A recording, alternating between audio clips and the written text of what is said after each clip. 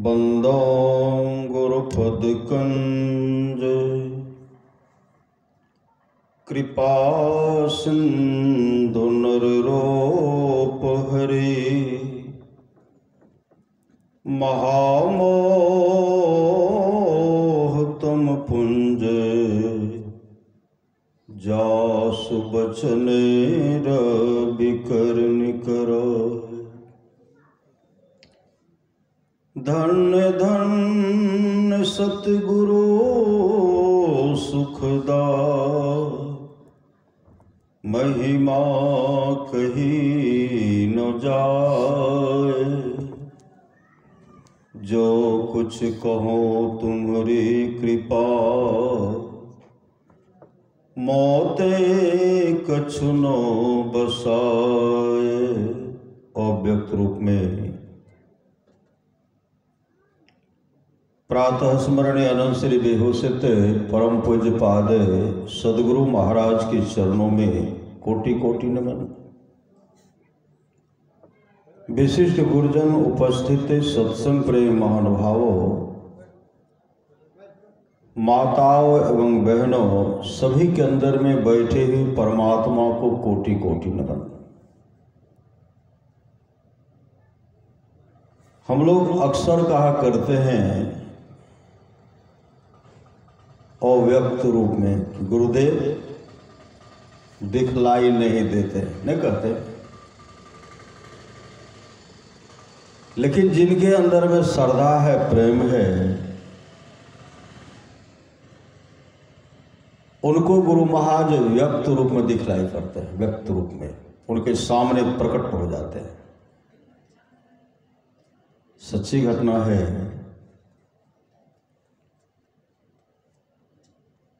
एक जगह सत्संग हो रहा था, सत्संग मंदिर में।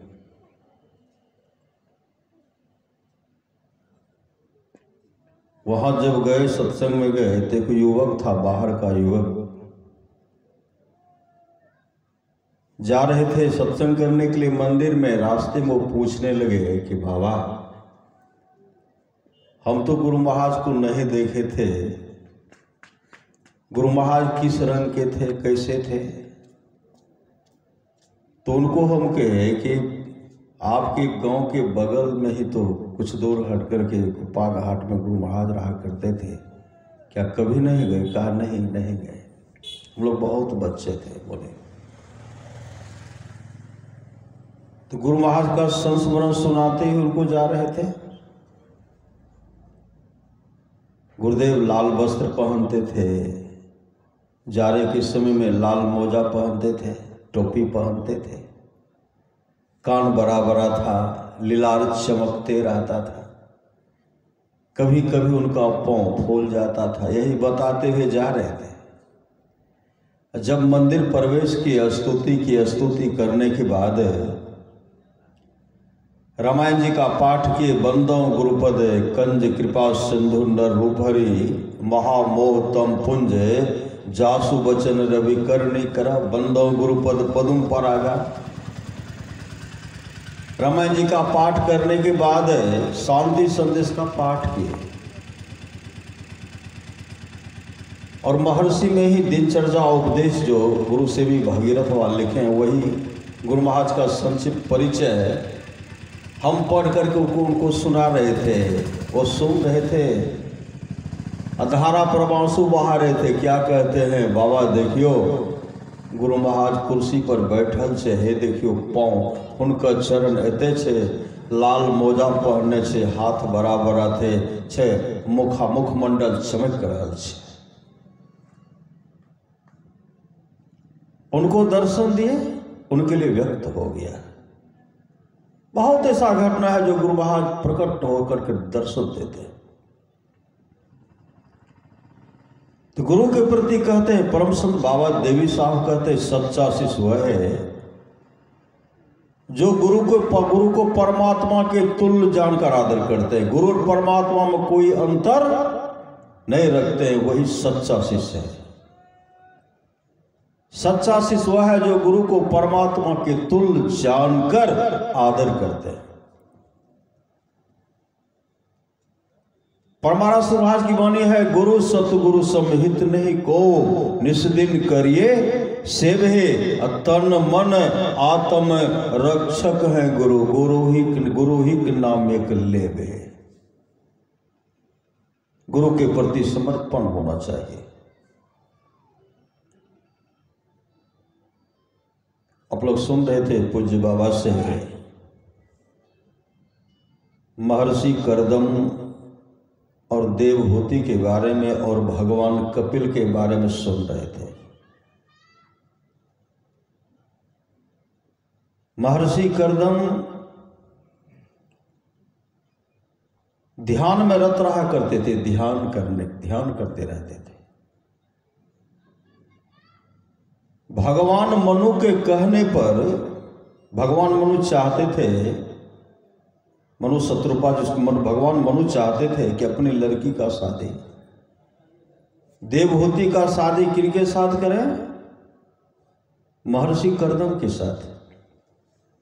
महर्षि करदम शादी करना नहीं चाहते थे, सृष्टि भी करनी है, बहुत आग्रह के तब तैयार हुए। और क्या कह करके, जब पुत्र रत्न की प्राप्ति हो जाएगी, पुत्री हो जाएगी, शादी विवाह करने के बाद हम वैरागी जीवन धारण करेंगे, हम वैरागी बन जाएंगे। पहले तय कर लिए थे, पहले तय।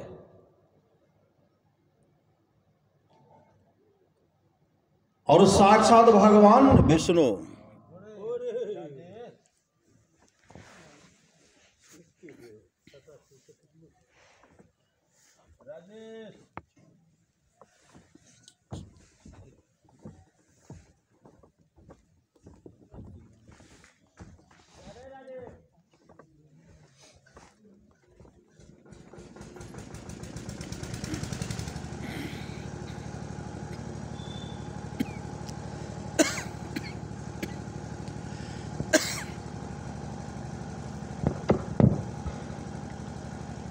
श्री सद्गुरु महाराज की जय। शादी हुई और तब तक शादी होने के बाद दोनों ध्यान में रहते हैं, दोनों ध्यान करते हैं। श्रीमद्भागवत महापुराण की कथा है, दोनों ध्यान में रहते हैं। देवहूति बहुत अपना इच्छा प्रकट करते हैं। महर्षि करदम कहते नहीं देवी, अभी ध्यान करो। समय पर कई लड़की हुई, एक का नाम अनसुईया रखा गया, अनसुईया, जो पतिव्रता अनसुईया थे। और उन्हीं के कोख से, उन्हीं माँ देवहूति के कोख से भगवान कपिल, जो भगवान विष्णु साक्षात उनके कोख से प्रकट हुए, भगवान विष्णु। शादी होने के बाद महर्षि करदम कहते हैं अब हम जा रहे हैं तपस्या करने के लिए। और देवहूति से कहते अब तुम कपिल के पास रह, भगवान कपिल के पास रह। और भगवान कपिल को कहते हैं मैं तो जा रहा हूं तपस्या करने के लिए, अब अपने माँ का देख रेख करना, माँ का देख रेख करना। भगवान कपिल अपने माँ को उपदेश करते हैं मोक्ष कैसे प्राप्त करेंगे। मोक्ष प्राप्त करने के लिए उपदेश करते हैं। और वह माँ ध्यानरत श्रद्धा पूर्वक जो भगवान कपिल उपदेश करते थे माँ सुनती थी। और माँ हमेशा कहा करती थी हे ब्राह्मण, हे ब्राह्मण। हे ब्राह्मण का मतलब क्या होता है? ब्राह्मण का मतलब होता है जो अपने आत्म स्वरूप का दर्शन कर लेते। आत्म स्वरूप का दर्शन करना, उसी को ब्राह्मण कहते हैं। हमेशा हे ब्राह्मण अच्छे पद से संबोधित करते थे। लेकिन भगवान कपिल कहते थे माते, माँ हमेशा उपदेश क्या करते थे, हर युक्ति माँ को बताने के बाद महर्षि करदम तो पहले चले गए थे, देवहूति को बहुत कष्ट हुआ। लेकिन पुत्र देख रेख करने वाला था, उसको तो बर्दाश्त कर लिया। जब भगवान कपिल ने कहा माँ अब मैं चलता हूं ध्यान भजन करने के लिए, अब आप यहां रहिए। एक तो पति का दुख, पति चले गए, पति बैरागी बन गए, अब पुत्र भी अब कह रहे हैं जा रहे हैं। मां धैर्य को खो बैठी, रोने लगी, कहने लगी भगवान हे ब्राह्मण आप जा रहे हैं तो मेरा कल्याण कैसे होगा। भगवान कपिल कहते मां मैंने जो उपदेश किया आप वह ध्यान भजन कीजिए, आपका जीवन सफल सार्थक हो जाएगा, आप मुक्ति को प्राप्त कर लेंगे। उनके बताए मुताबिक मां देवहूति ध्यान भजन करके आत्मस्वरूप का दर्शन कर लिए और मां देवहूति मोक्ष को प्राप्त किए, मोक्ष।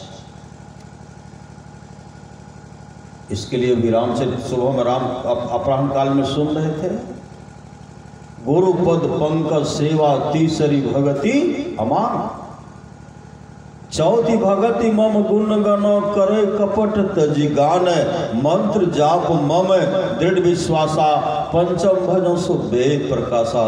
सुन रहे थे।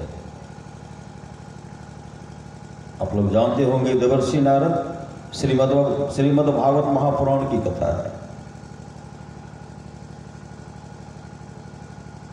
देवर्षि नारद का जन्म इससे पहले एक गरीब घर में पैदा लिए थे, दासी पुत्र कहलाए, और वहां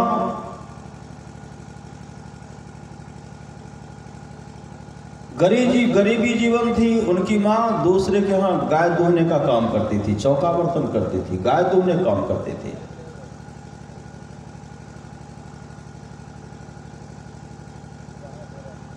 एक दिन की बात है, देवर्षि नारद वहां गए जहां उनकी माँ गाय दूहती थी। वहां जाने के बाद पूर्व जन्म में, देवर्षि नारद से पहले जन्म में बहुत कष्ट हुआ। मेरी माँ दूसरे के यहाँ गाय दूहती है, चौका बर्तन करती है, मैं अब माँ को यह काम करने के लिए नहीं दूंगा, मेरी माँ नहीं यह काम कर पाएगी।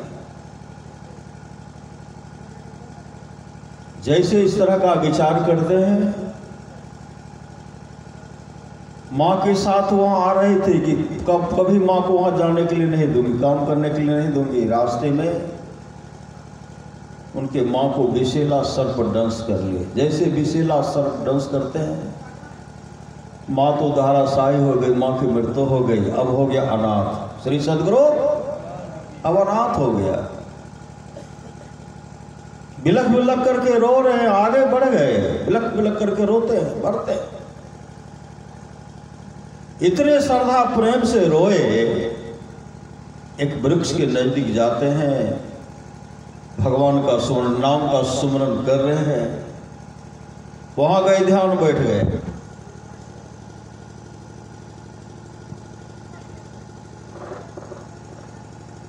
ध्यान में बैठ गए। जब ध्यान में बैठ गए, ध्यान करते हैं तो साक्षात परमात्मा का उनको दर्शन हो गया। बचपन अवस्था में परमात्मा का दर्शन कर लिए। दर्शन करने के बाद पुनः जब वो ध्यान करते थे तो प्रभु का दर्शन नहीं होता था। बिलख बिलख करके रो रहे थे, अब मैं करूं तो क्या करूं, प्रभु का दर्शन नहीं हो रहा है। आकाशवाणी हुई, परमात्मा तुमको तुम्हारे अंदर में मिलेंगे। कहां मिलेंगे? अंदर में मिलेंगे। धरणी निर्मल नासिका निरखो नयन के कोर, सहजे चंदा उगे भवन होते इंजोर, अद्भुत अंतर की डगरिया जा पर चलकर प्रभु मिलते। परमारा सुभाष कहते हैं कहां मिलेंगे? अद्भुत अंतर की डगरिया अपने अंदर में। संत कबीर साहब कहते हैं कोठा के ऊपर कोठरी हो साहब, झलके अधर आकाश हो, वही ऊपर नियक्षर हो साहब, वही गही उतर पार हो, सुखमन घाट के साकर बटिया, हम धनी अल्लाह बयस हो, चंद्र बदन मोरा अंगिया पसिज गिल। नैना से ढहरी परे नोर हो, पी लहू आहो हंसा उर्द मुख धार हो। जैसे सामर गाय के दूध हो, जे सखी पीबे सोई सखी जाने, दूसरो जाने नहीं कोई हो। साहब कबीर मुख मंगल गावल, शब्द परेखो टक सार हो। अवरी के गौना बहुरी न होना, फेरू न मनुष्य अवतार हो। जो अपने अंदर में प्रवेश कर जाएंगे, प्रवेश करने के लिए युक्ति गुरु से लेना पड़ेगा। वही ध्यान कर रहे थे, एकाएक क्या देख रहे हैं? श्री सद्गुरु महाराज की जय। श्री सद्गुरु महाराज की जय। उसी समय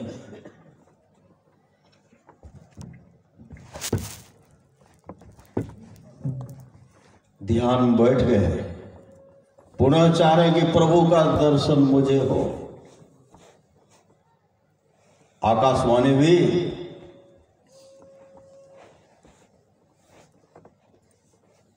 साक्षात परमात्मा, मैं परमात्मा तुम्हारे अंदर में हूं, अंदर में।